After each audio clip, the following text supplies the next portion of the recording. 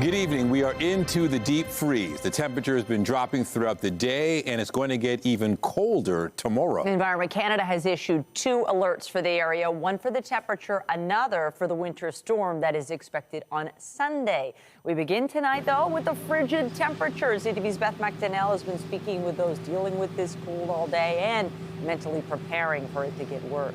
Beth. Michelle, it seems we're in for a real dose of hardcore winter this weekend. Being prepared can help us stay safe and warm. When the weather is cold and nasty, things can go wrong. My van just broke down over here, and the tow truck came and I couldn't get in the tow truck. For Wanda, this was a rare trip out, and being prepared can make all the difference.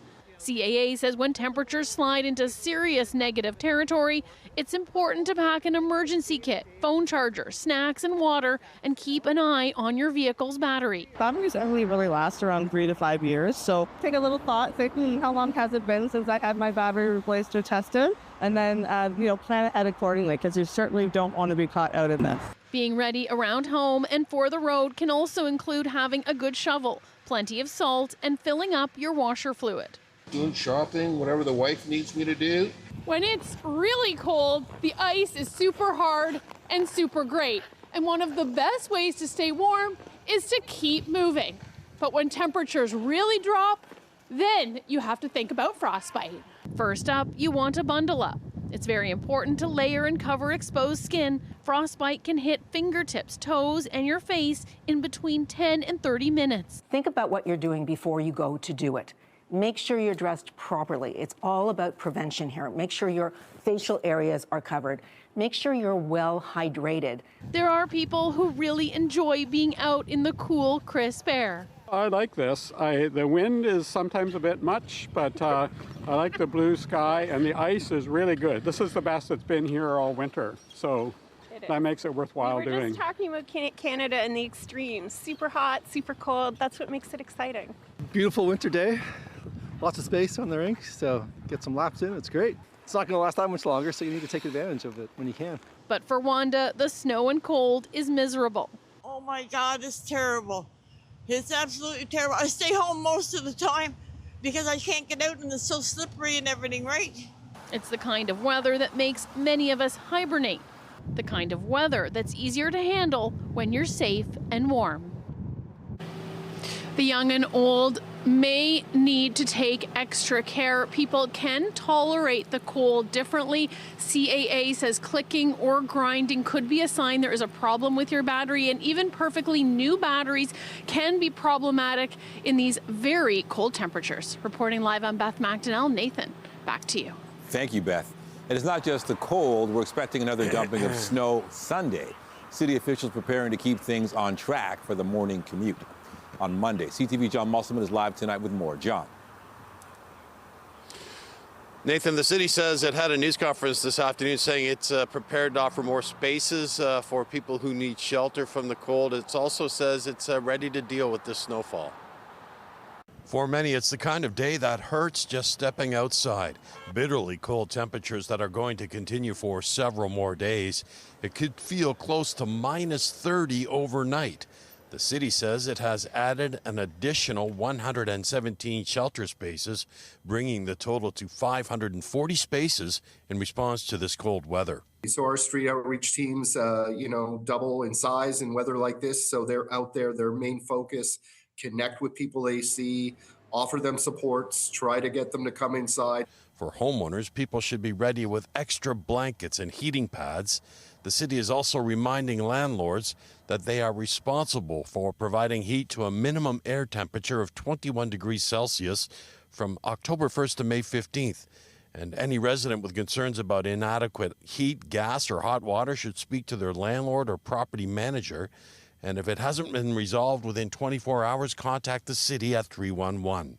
Transit operations will be up and running. As for roads and sidewalks, city officials say they are ready for the snow. This hits heading into the Monday commute. It's going to be messy on the roads. We do our very best to keep plowing in real time, but if there's snow happening as we go through late Sunday into Monday morning, it will make for a messy commute. So again, take your time. allow extra time. We'll do our very best, but there is just no way of making sure that you can get there on bare roads because we're going to get a fair bit of snow. The city's cold weather response plan is in effect. Extreme cold puts everyone at risk. Stay home if you can this evening. If you do need to go outside this weekend, even for brief periods, city officials say wear lots of layers, insulated gloves, and a hat that covers your ears. And Nathan and Michelle, one other thing to pass along. The Toronto Zoo says it will be closing on Monday because they'll need time to deal with the expected snow on Sunday. Reporting live, I'm John Musselman. I'll send it back to you. Thank you, John. And this is a live shot of our chilled city on this Friday night. Again, there are 2 weather alerts in effect at this hour, warning of the cold and that storm on its way. Lindsay Morrison is here. She's been monitoring the system and what we're in for, Lindsay. Yeah, Michelle, it really is a 1-2 punch. And before we deal with the snow, we have to get through the cold. Environment Canada issuing a widespread cold warning of wind chills into the -30s and -40s overnight tonight. Right now it is -14 degrees at Pearson Airport. It feels into the -20s and has felt that way most of the day. Winds today have been coming out of the west, and once again, they've been strong. It's been a very windy week overall. We're going to see the winds start to settle down into tonight and tomorrow, so that's a little bit of good news. Right now, we are still dealing with some lake effect snow squalls off of Georgian Bay, off of Lake Huron, impacting sections of the west end of the GTA, and there is still a snow squall watch in place for southern Durham region, so from Pickering over toward Oshawa. And a blowing snow advisory, special weather statement in place back toward the city of Guelph. All right, here's the cold. Overnight tonight, we've been talking about this all week long. This is the night where we see the temperature drop into the -20s. Factor in those winds, and it's going to feel like the -30s. And as you mentioned, Michelle, we have a winter storm watch that's been issued by Environment Canada. You'll notice this area in blue.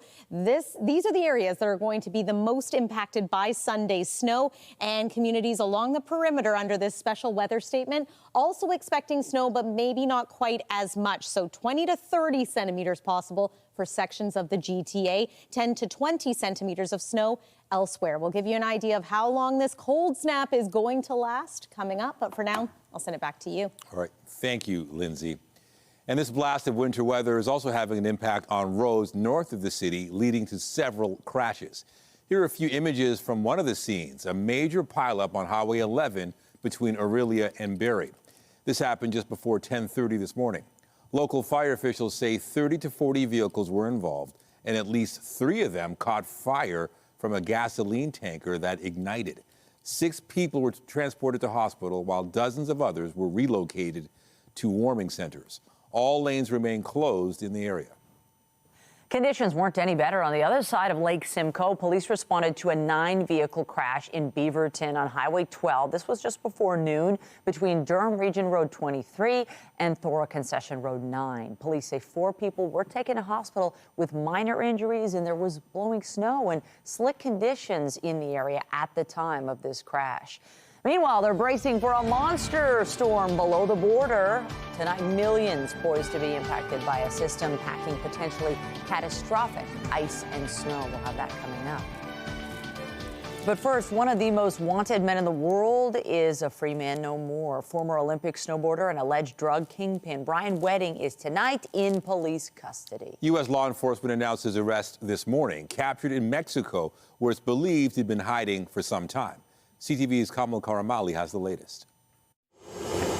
This is a moment more than a decade in the making. Former Canadian Olympian Ryan Wedding in handcuffs, surrounded by police, brought to U.S. soil to face a litany of charges. The 44-year-old from Thunder Bay, Ontario, arrested last night in Mexico City. A Mexican official saying today a Canadian voluntarily surrendered at the U.S. Embassy. This is what a united front looks like. It marks the end of a manhunt spanning an entire continent and coordination between police in 3 countries. Here we are today, bringing him to justice for trafficking hundreds of kilos of cocaine and also for the murder of innocent civilians. Wedding was first wanted by the RCMP in 2015. After fleeing Canada, he allegedly began building a multi-billion-dollar drug smuggling empire, trafficking tons of cocaine to the U.S. and Canada each year. Last year, finding himself on the FBI's 10 most wanted list after being accused of orchestrating the murder of a federal witness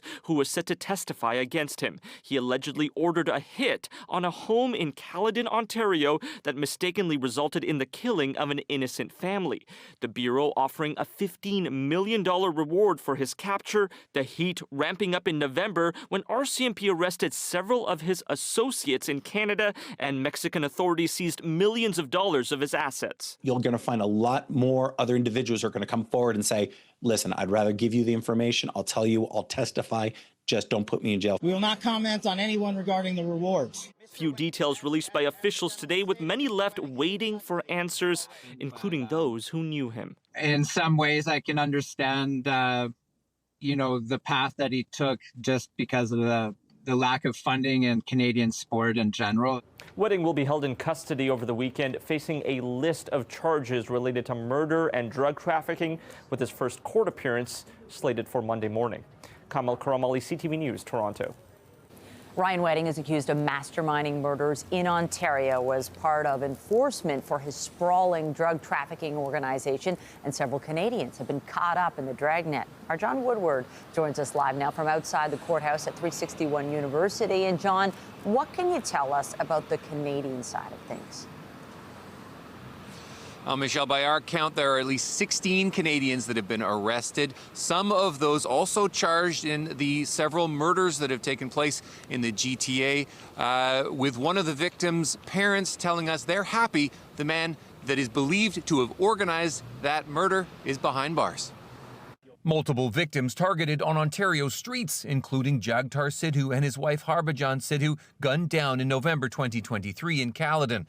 It was supposed to be retribution for a stolen cocaine shipment, but authorities confirmed the Sidhus had nothing to do with it. It was a case of mistaken identity. We never even argued with anyone, so we do not understand who can do this. Charged with murder, former Canadian snowboarder turned kingpin Ryan Wedding and his alleged second-in-command Andrew Clark.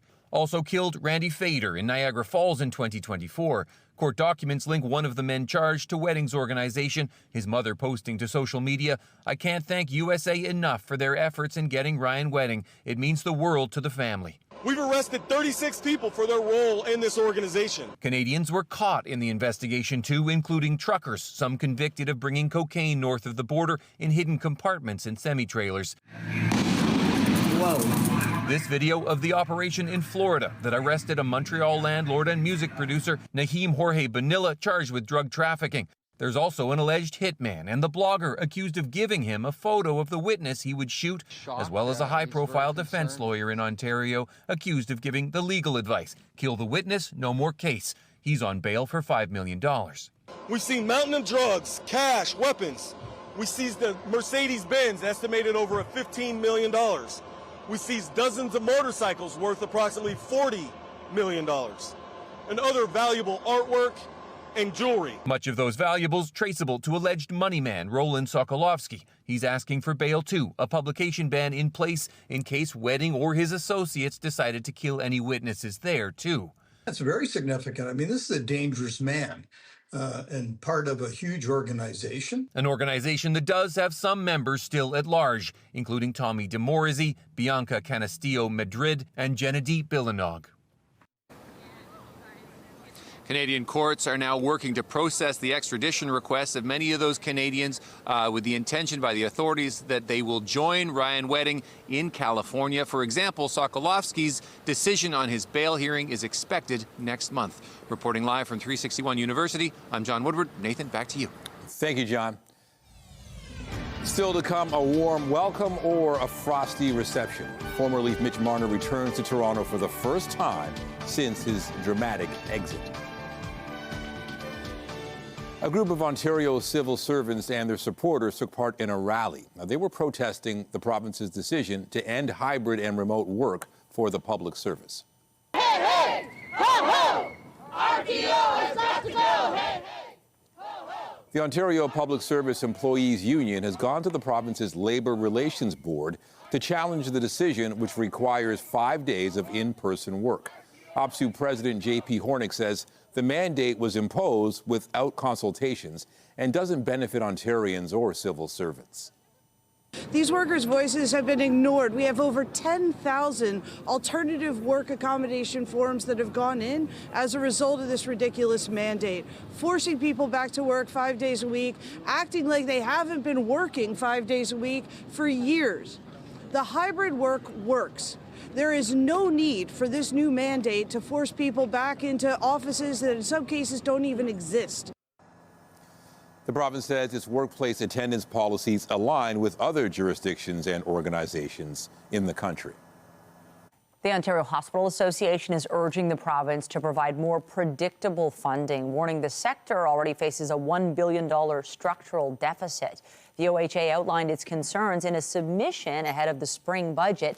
The Ministry of Health had asked hospitals to come up with a 3-year plan to balance their budgets with the assumption they'll get 2% annual funding increases. That's half what they got last year.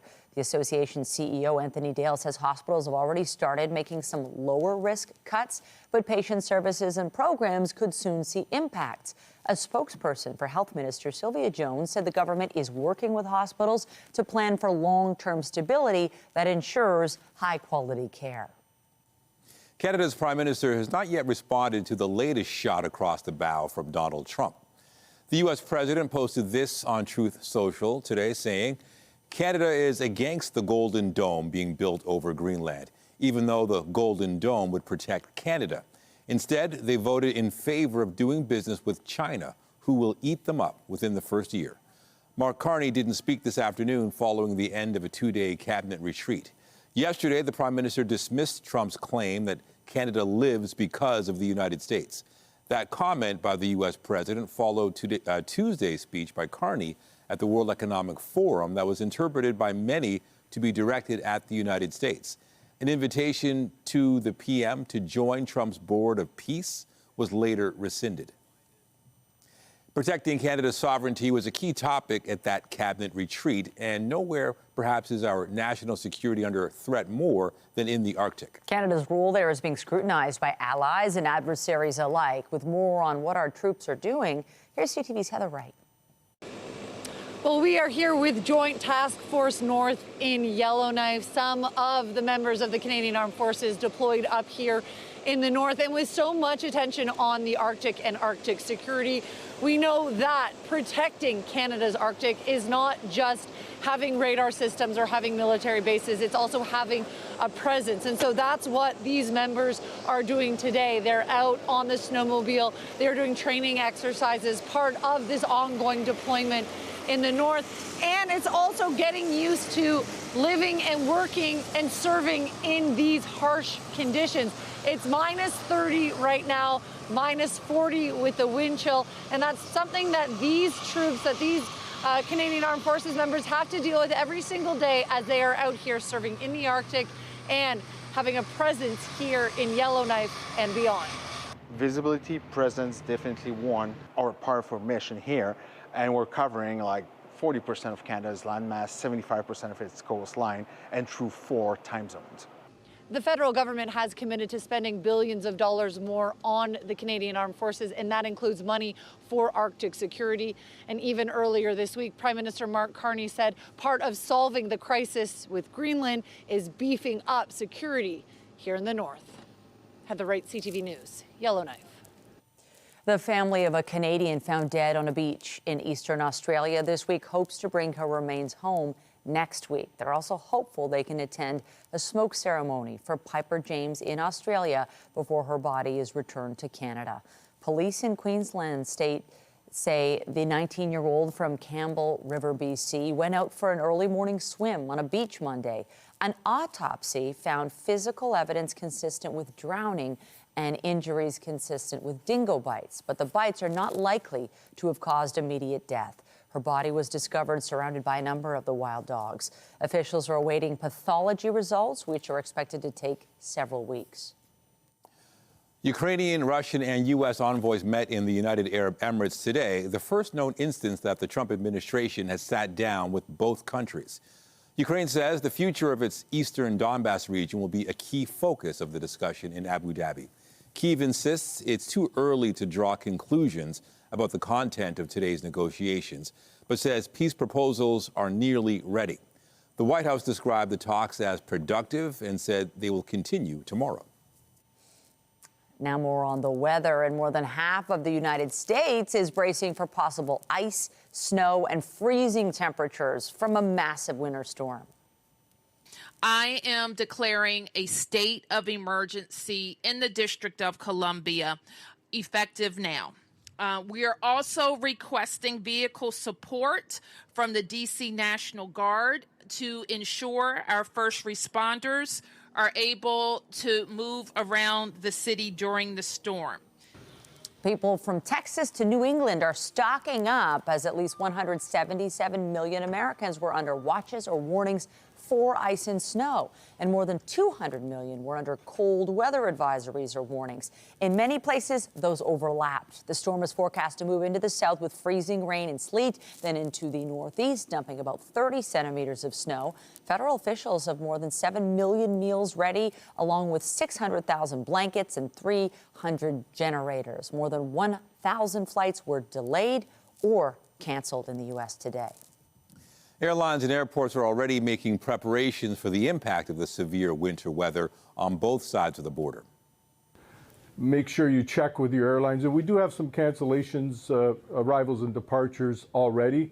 So check with your airlines all weekend because there will be cancellations this weekend just due to the bitter temps. Air Canada and WestJet have already offered customers an option to change their flights to or from Pearson to avoid potential disruptions. Some tense moments for passengers aboard a Toronto-bound Flair Airlines flight this morning. The plane had to return to Calgary moments after takeoff after experiencing a tail strike. A spokesperson for Flair says the aircraft experienced a tail scrape involving the tail skid and returned to the airport as a precaution. The flight was cleared by maintenance crews and departed a short time later. If you're heading out into the cold this weekend and taking transit, there are some service disruptions you'll want to keep in mind. Starting at 11 tonight, there will be no subway service on Line 1 between St. George and St. Andrew stations until Sunday morning. TTC crews will be carrying out planned station work, and shuttle buses will not be running. Riders heading downtown can instead transfer to the Yonge side of the line or take buses and streetcars. The closure was initially supposed to run through Sunday as well, but it's been shortened due to the major winter storm in the forecast.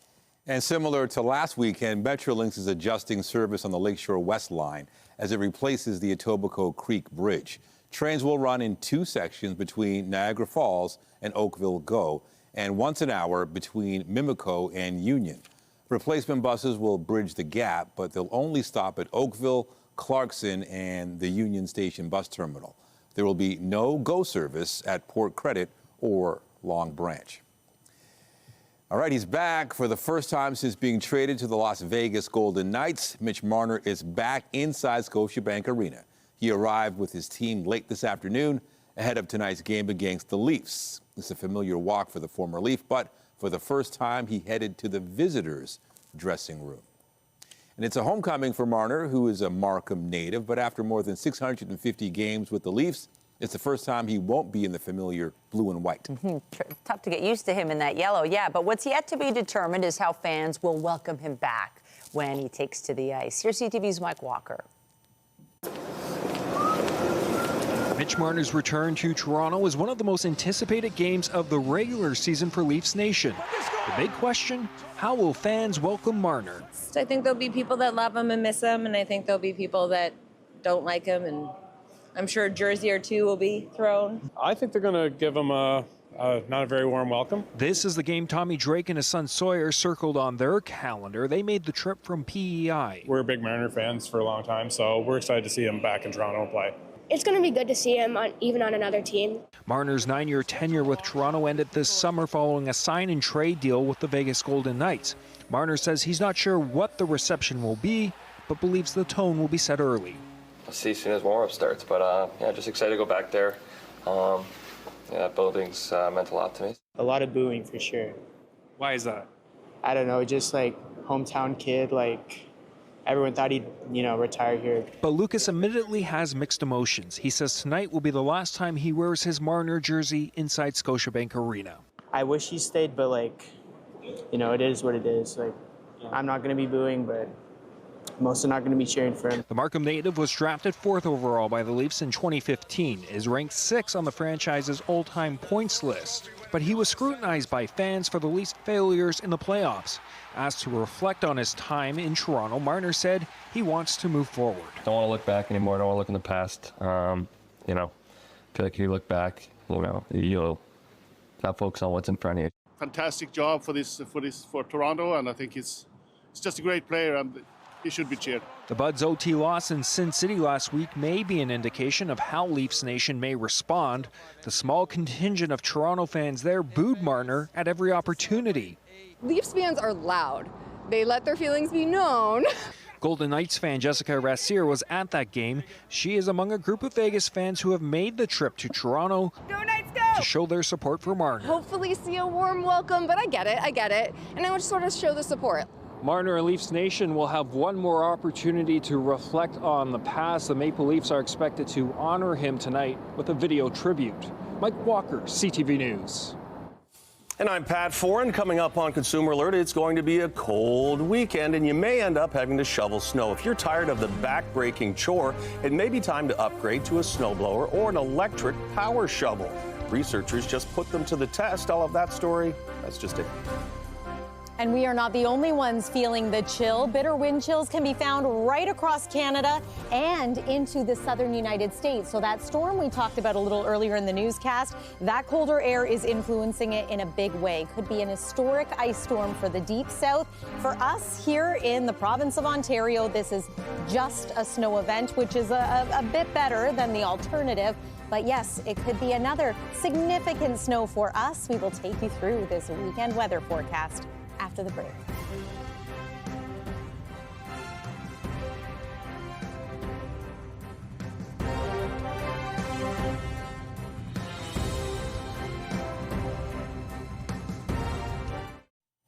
It's shaping up to be a frosty weekend, and along with freezing temperatures, we may also have to deal with a lot more snow to shovel. If you're thinking about upgrading to a snowblower, electric models have improved, and there are also power shovels to make clearing snow easier. Here's Pat Foran and Consumer Alert. Pat. Thanks, Nathan and Michelle. Some people think of shoveling snow as forced exercise, but there does come a point where you may want some mechanical help to clear your driveway. Consumer Reports just tested snow blowers and power shovels to see how much snow they can handle.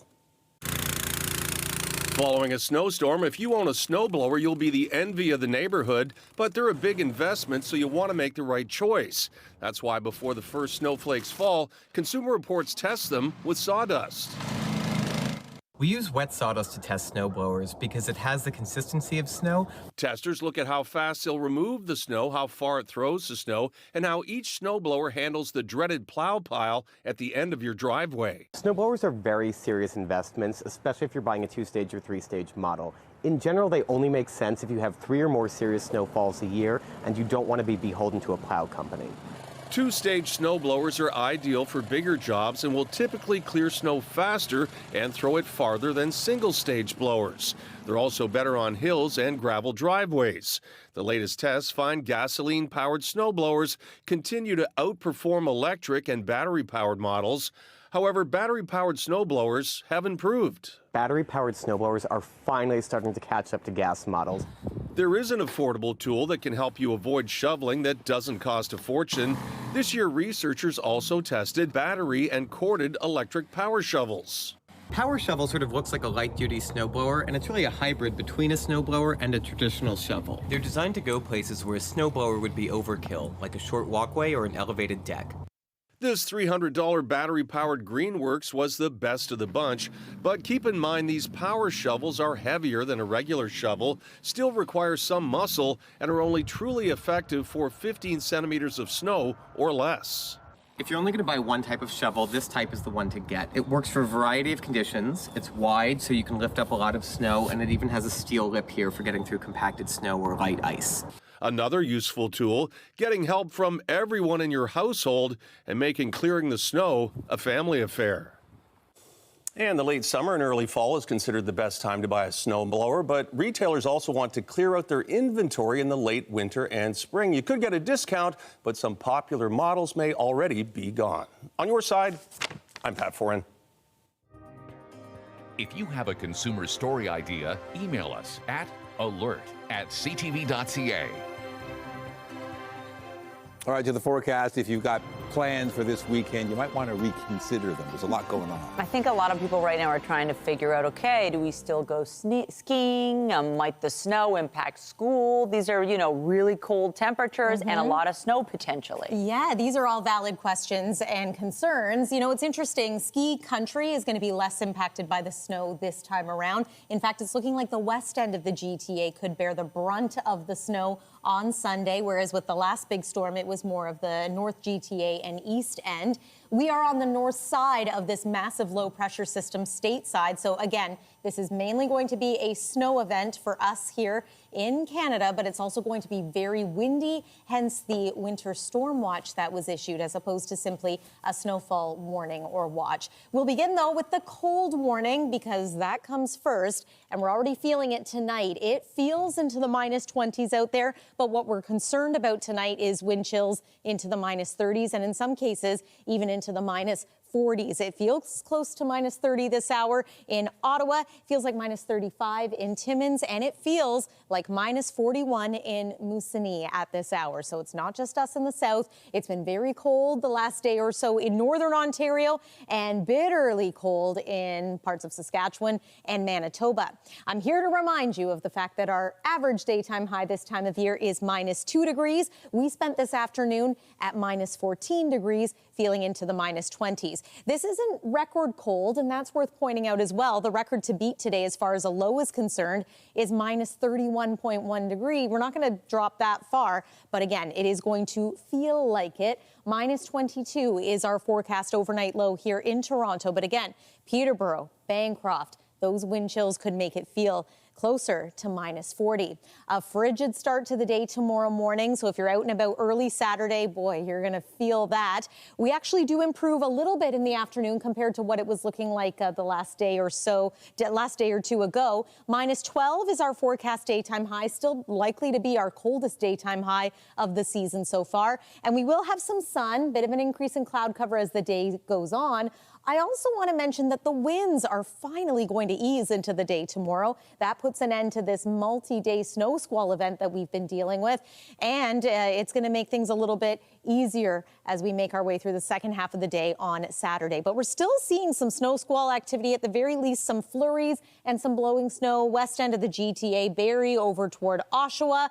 And as we take a look at what's left of the weather watches and advisories for snow squalls, I anticipate that these ones are going to start to come to an end, but there are additional weather advisories that you need to be aware of for Sunday. What I want to mention about Sunday morning is the fact that we could have a lake effect band with an easterly wind off of Lake Ontario. That brings us the appetizer in the morning hours right along the Lake Ontario shoreline. So there's 10 a.m.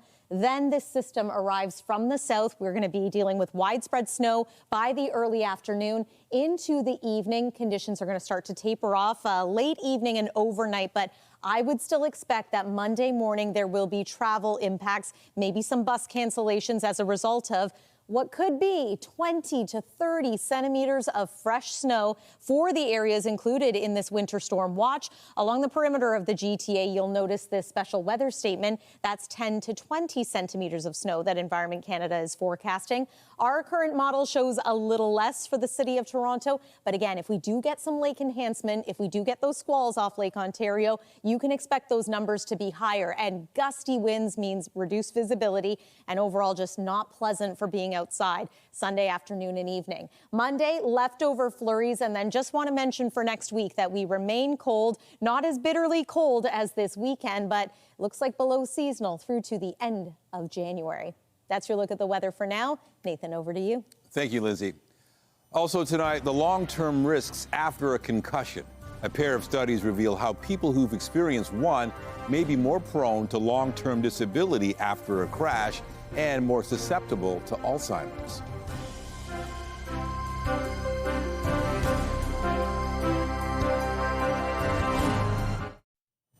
Researchers are learning the effects of even one concussion can have repercussions decades down the line. Health reporter Pauline Chan looks at two of the newest studies. Researcher Donald Redelmeyer says for every person that dies in a motor vehicle accident, 6 others are left with permanent injuries. And while some of the more common factors considered in long-term disabilities include the severity of injuries, length of hospital stay, and concurrent mental illnesses, another factor came up. The big surprising finding was that a past history of concussions was associated with a 15% further increase in the risk of long-term disability. And these might have been concussions that occurred years and years before the actual motor vehicle crash.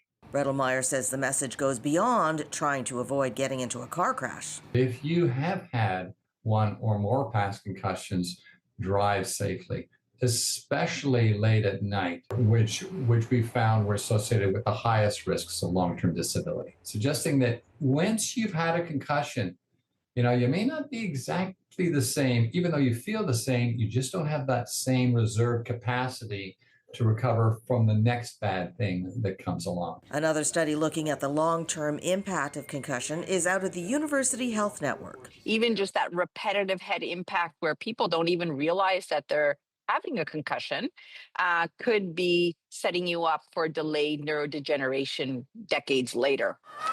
The finding is especially significant for parents and childhood sports instructors.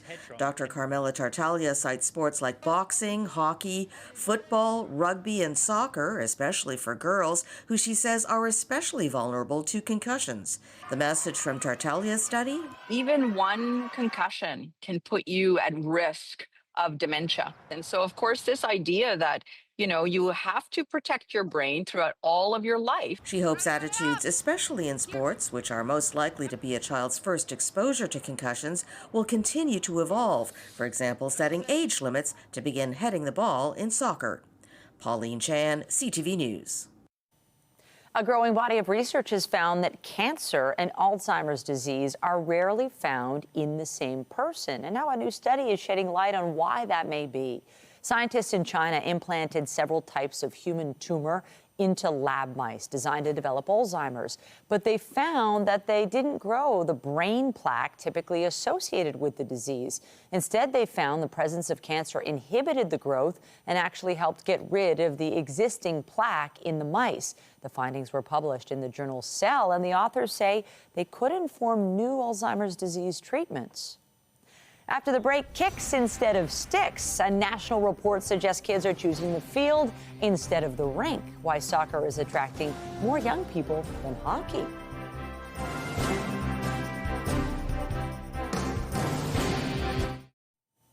Canadian retail sales were up 1.3% in November. B&M Bloomberg's Marilla Fernandez breaks down the numbers. Retail sales came in over $70 billion in November, with Canadians spending more for food and drinks. The end of a labor disruption in BC helped push sales of beer, wine, and liquor up over 14% month over month. Canadians also spent more on health and personal care products. Retail sales were up across 7 provinces, with Alberta leading in dollar amount of sales. Here are the closing numbers for the day. The Canadian dollar up to 73.01. West Texas Intermediate up $1.71 to 61.07. Western Canadian Select is down $1.55 to 43.88. And the TSX gained 142 points for a new record close. Those are your business headlines. I'm Marilla Fernandez. The Business Report is brought to you by Canadian Western Bank, the bank built for business. The Building Industry and Land Development Association says last year was the worst on record for new home sales in the GTA, just over 5,300. properties were sold, with single-family home sales down 63% from the 10-year average and new condo sales down 89%. The industry group says a collapse in construction is putting 100,000 jobs at risk in Ontario. It's calling for the elimination of HST on all new homes to lower costs and get buyers back into the market. Toronto Raptors go for their third straight win tonight as they continue a West Coast road trip. Quick. And counted in the foul. Toronto picked up back-to-back wins this week, including a 122-109 victory over the Sacramento Kings. The Raptors can end up in third place in the Eastern Conference with a win over Portland tonight. The Trailblazers have won 4 in a row. Canadians are known around the world for their love of hockey. But new numbers confirm many more kids in this country are now scoring goals, not on the ice, but on the soccer field. CTV's Andrew Johnson reports. Go, 1, 2, 3, let's go. Under the lights in Vancouver. Remember, guys, we have to accelerate with the ball. Canadian winter for these kids is spent on the field, not at the rink. When I go outside, it just makes me feel happy. It's really fun. They're part of a Canadian generation now overwhelmingly choosing soccer over hockey. This has been his sport since he was like 2 years old. Messi and Ronaldo. And so those were the two guys that he looked up to, and it's just something that came naturally to him. According to a new report by Canadian Tire Jumpstart Charities, half of young Canadians play soccer, making it the most widely played youth sport in the country, more than twice the number who play hockey. I think it's so accessible. Kids can play at school, at recess, at lunch. All you need is a ball and a wall. It's multicultural. You don't need to speak to get a, friendship. You just have to play soccer. The popularity of soccer also comes down to cost. The report says families spent 4 times more to put a child in hockey. This keeps them off of video games, which I feel is way more expensive. Like hockey, the report confirms soccer is attracting more boys than girls. A stat Sloan Rodriguez is experiencing firsthand. What's it like being the only girl on a boys' team? It feels a bit awkward. What hasn't changed is the positive power of sport. 96% of families say they believe it improves their children's physical health. 93% point to mental health benefits. Now that's a win. Andrew Johnson, CTV News, Vancouver. Just ahead, he's in the hit show Heated Rivalry, but you wouldn't know it. We head to the rink with the body double for star Hudson Williams. How he suddenly found himself in this most unexpected role, and just the on-ice scenes, FYI. Tonight, a former Canadian Olympian turned alleged drug lord arrested. He is a modern-day El Chapo. He is a modern-day Pablo Escobar. Where Ryan Wedding was captured and the string of charges. Later on CTV National News and watch on Crave. Get Toronto's top stories, breaking news alerts, and watch live. Download the CTV News app. By now, you've likely heard of the hit Crave television series Heated Rivalry. The filmed in Ontario show has made stars of many in its cast. But there's also some homegrown hockey talent on the show that isn't getting the same recognition. CTV's Spencer Turcotte explains. Third-year accounting student Jonah DeSimone thought his hockey career at the University of Guelph was winding down. I had 2 concussions last year, so decided to step away from the team. But his on-ice time was revived in a roundabout way. I knew there was going to be like a gay hockey show filming in Guelph, and someone on production reached out to our coach Josh, looking for, for some extras. Turns out Jonah's height and weight fit the bill perfectly to be a body double for Hudson Williams, a co-star in the smash Crave hit Heated Rivalry, which is a romantic drama that shines a light on LGBTQ2S+ representation in hockey. And just to be clear, given the spicy scenes... No, only the on-ice scenes.